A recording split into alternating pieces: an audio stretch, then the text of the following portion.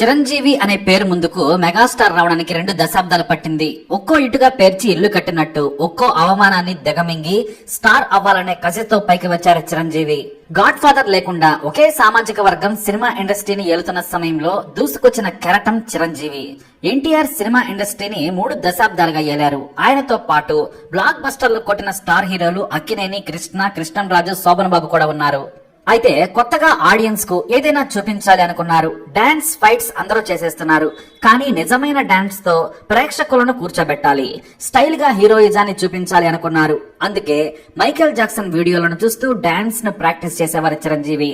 గంట తరబడి డాన్స్ చేసి దానిని తెరపై చూపించేందుకు ఎంతో కష్టపడ్డారు.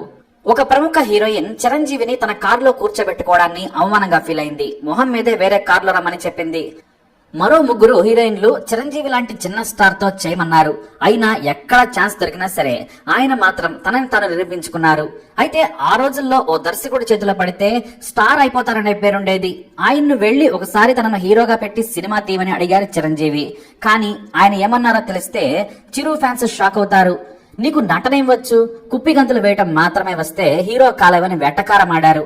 ఆ మాటలు విని చిరంజీవి బాధపడలేదు సరికదా, ఆ అవమానాన్ని ఇన్స్పిరేషన్ గా తీసుకున్నారు. ఆ డైరెక్టర్ల కాళ్ళ దగ్గర కూర్చుంటేనే నటుని చేస్తారు, కానీ చిరంజీవి గౌరవంగా దూరంగా నిలబడి అడిగినా చీప్ గా చూశారు. కానీ ఎన్టీఆర్ సినిమాలు వదిలేసి రాజకీయాల్లోకి వెళ్లిన తర్వాత ఆ రేంజ్ నటుడు మళ్లీ రాలేదు. ఆ సమయంలో ఒకే ఒక హిట్ తో మెరుపు వేగంతో దూసుకొచ్చాడు చిరంజీవి. కేవలం తన టాలెంట్ ద్వారానే దర్శకులను తన వైపు తిప్పుకున్నాడు. అలా ఊహించని విధంగా యువ కెరటంలా దూసుకొచ్చేశాడు. ఖైదీ తరువాత చిరంజీవి దశ తిరిగిపోయింది. యాంగ్రీ హీరోగానే కాదు, డాన్సులతోనూ ఎరగదీస్తూ ఉండడంతో చిరంజీవికి జనం బ్రహ్మరథం పట్టారు. ఆ క్రమంలోనే చిరంజీవిని తొక్కేసేందుకు చాలా మంది ప్రయత్నించారు కూడా. కానీ చిరంజీవి విజయాలు ఒక్క రోజులో వచ్చినవి కావు. అతన్ని తొక్కలేరు. తొక్కటానికి సాహసించిన విధంగా మెగాస్టార్ దూసుకొని వచ్చారు. ఇండస్ట్రీని దున్నేసే స్టేజ్ కి చేరి సుప్రీం హీరో అయ్యాడు. అడవిధంగా విజేత, కిరాతకుడు, కొండవీటి రాజా, చంటబ్బాయి, దొంగ మొగుడు ఇలా గ్యాప్ లేకుండా హిట్ల మీద హిట్లు కొడుతుండడంతో ఆయనంటే గిట్టని కొంతమంది చిరంజీవిని చంపేందుకు ప్రయత్నించారు. ఇక అప్పటికే చిరంజీవి ఎక్కడ బయట ఓపెన్ గా తినేవారు కాదు, చాలా జాగ్రత్తగా ఉండేవారు. మరీ ముఖ్యంగా ఆరోగ్య విషయంలో చాలా జాగ్రత్త. ఎందుకంటే ఏ కొత్త పదార్థం తినాలన్నా భయపడేవారు. కొత్త ప్రాంతాల్లో తింటే ఏదైనా జరిగితే సినిమా షూటింగ్లు ఆగిపోతాయి.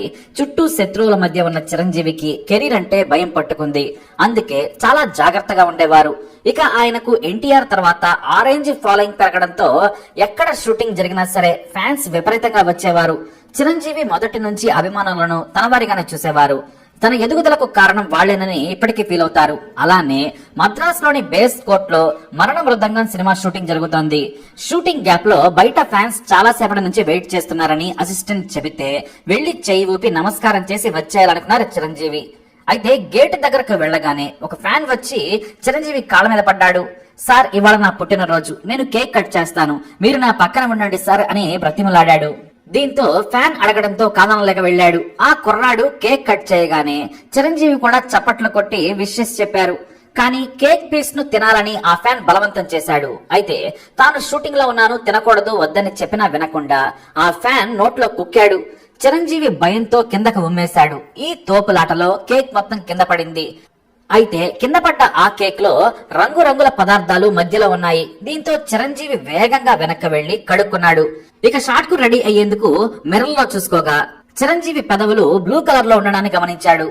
అది తన అసిస్టెంట్ చూసి, సార్, నేను లిప్స్టిక్ వేశాను, కానీ బ్లూ కలర్ లోకి పెదాలు మారాయని చెప్పాడు. దీంతో దర్శక నిర్మాతలకు విషయం చెప్పడంతో ఏమైనా పాయిజన్ కలిపారేమోనని భయపడ్డారు. దీంతో వేగంగా ఆసుపత్రికి వెళ్లి చెక్ చేయించుకున్నారు. విష పదార్థం వలనే ఇలా రంగు మారుతుందని, రాత్రి మొత్తం విషం శరీరంలోకి వెళ్లినా ప్రమాదం కాకుండా వాంతి అయ్యేలా చేశారు డాక్టర్లు. ఆ తర్వాత ట్రీట్మెంట్ చేసి తెల్లవారుజామున ఎలాంటి ప్రమాదం లేదని చెప్పారు. బ్లూ కలర్ లో మారిన లిప్స్ తెల్లారేసరికి నార్మల్ గా మారాయి. ఈ వార్త మీడియాలో అప్పటికే వచ్చేసింది.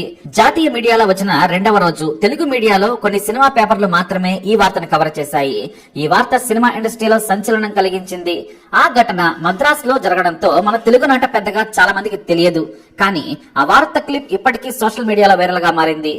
ఇదే ఘటనపై నాటి సీనియర్ జర్నలిస్టులు సైతం ధృవీకరించారు. అంతేకాదు స్టార్ గా ఎదుగుతున్న చిరంజీవిని బ్రూస్లీ మాదిరిగా చంపాలని కుట్ర చేశారని ఆరోపణలు వచ్చాయి. కానీ పెద్ద నిర్మాతలు, దర్శకులు చిరంజీవికి ధైర్యం చెప్పారు. తాము అండగా ఉంటాం, భయపడద్దని చెప్పడంతో గొడవ సద్దుమణిగింది. ఆ రోజు చిరంజీవి తెలివిగా వ్యవహరించారు కాబట్టే ఆయన బ్రతికి బయటపడ్డారు. లేదంటే ఏం జరిగి ఉండేదో మనం ఊహించలేం. ఇక ఆ రోజు నుండి ఆహారం విషయంలో చాలా జాగ్రత్తగా ఉండేవారు చిరంజీవి. ఎక్కడ పడితే అక్కడ తినేవారు కాదు. వాంతులు అయినా, ఫుడ్ పాయిజన్ అయినా కనీసం ఒకేసారి 3 సినిమాలు వాయిదా పడతాయి. అందుకే వేడి చేసిన నీరునే క్యాన్ లో తీసుకువెళ్లి తాగేవారు చిరంజీవి. అలా జాగ్రత్తగా ఉన్నారు కాబట్టే ఆ విష ప్రయోగం నుంచి బయటపడ్డారు. ఏదున్నా కష్టపడితే విజయం దక్కుతుందనడానికి చిరంజీవి నిలువెత్తి నిదర్శనం. ఇలాంటి ఇన్ఫర్మేషన్స్ కోసం వీడియో లైక్ చేయండి, షేర్ చేయండి, మా ఛానల్ ని సబ్స్క్రైబ్ చేసుకోండి.